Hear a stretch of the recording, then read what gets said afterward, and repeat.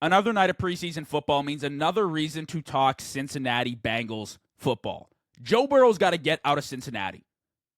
I got two questions for you. Why is Joe Burrow playing more than a drive in the preseason? And why is Joe Burrow playing hero ball when the reps do not matter? You got 18 weeks during the regular season when the reps are live and they actually count to play hero ball. Just shut it down, please. You got to understand, Joe Burrow is the lifeline of everybody's job in Cincinnati. That includes players, coaches, and front office. There are careers on the line banking on the health of Joe Burrow. Please just shut it down. I don't need to see him playing hero ball against guys that are trying to make the roster. Without Joe Burrow, they might as well relocate the Cincinnati Bengals. It is that bad. They send an SOS with a prayer every single year, hoping Joe Burrow delivers, hoping for the best. And that is absolutely embarrassing to me. A smaller franchise with a smaller fan base finally found their franchise quarterback, and they refuse to protect him.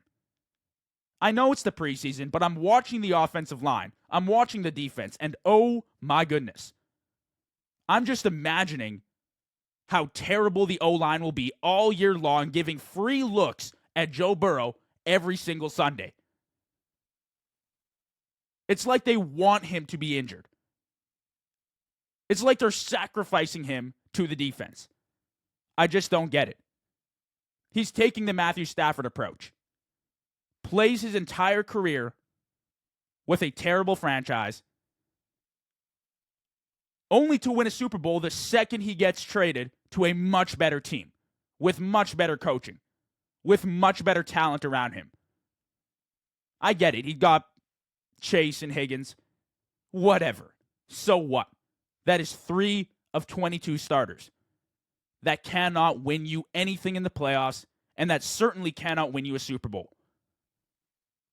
It's going to be another year where Burrow throws for 50 touchdowns, 4,500 yards, 5,000 yards, shatters all the records, only to go 9-8 and not even make the playoffs.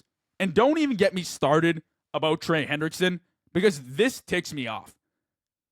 Like, this really gets under my skin. I'm a big Trey Hendrickson guy. I think he's a phenomenal player. And the Bengals are now listening to trade requests for Trey Hendrickson. The price for Trey Hendrickson is insane. It's absolute insanity. I'm sorry. A first-round pick and a young defensive player for a defensive end who's turning 31 in December is crazy. I don't care who you are. And I like Trey Hendrickson. I think Trey Hendrickson's a great fit on a team that's contending right now. But you'd have to be insane to pay that price for a defensive end that's turning 31. I'm sorry. If he was 27, 26, I'd understand. Absolutely. That's your future. That's your franchise. But he's turning 31. And I get it. He's coming off 17 and a half sack seasons back-to-back. That's great. Trey Hendrickson is still an elite asset, but nobody in the league is paying the pot of gold at the end of the rainbow for a 31-year-old defensive end. And this is the Bengals' problem. This is Cincinnati's issue to solve. They screwed themselves over with their contracts, and now they are paying the price. Now they are realizing, they are looking in the mirror, and soon they will figure out, yeah, we screwed up big time. We messed up big time. We can't just expect these franchises to fall for the bait. Who do they think they're dealing with? Idiots? Really? It takes a 5-second Google search to see that Trey Hendrickson is 31 years old in December. It's simple. It's simple, guys. The Bengals have ruined their opportunity with Joe Burrow. I honestly do not think it is recoverable. And my final point, it's cool if you want to pay Joe Burrow, Chase, and Higgins. I don't think paying T. Higgins was necessary. They have a receiver by the name of Andre Yoshivas, who I think is more than capable of filling that number 2 option role that T. Higgins is filling. But let's move past that. Let's say they did pay Burrow, Chase, Higgins, which they did. There's still a chance they can build a contending team. Philly did it. Philly's paying their stars, Hurts, A.J. Brown, Saquon Barkley, offensive linemen, defense. They're paying a lot of guys. Philly drafts really well, though. And that's the kicker. Cincinnati does not draft well. And they don't make the right moves in time to keep this team afloat, to make them a contender. And that is the big difference. They're not big ballers. They're not Philly, right? They can't do it like that.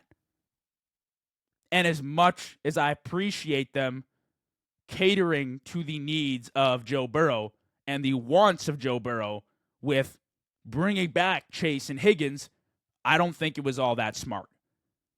I think it was ridiculous the way they handled the T. Higgins contract. And I thought it was even more ridiculous that they got a max extension done. Because they just can't afford it if they want to win a Super Bowl.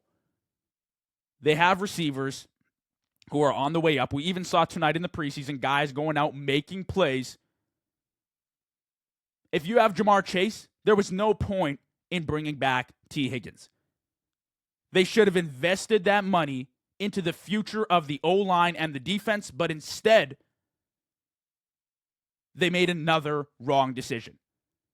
And that is holding this franchise back 5, 10, 12, 15 years, as long as Joe Burrow is there, pretty much.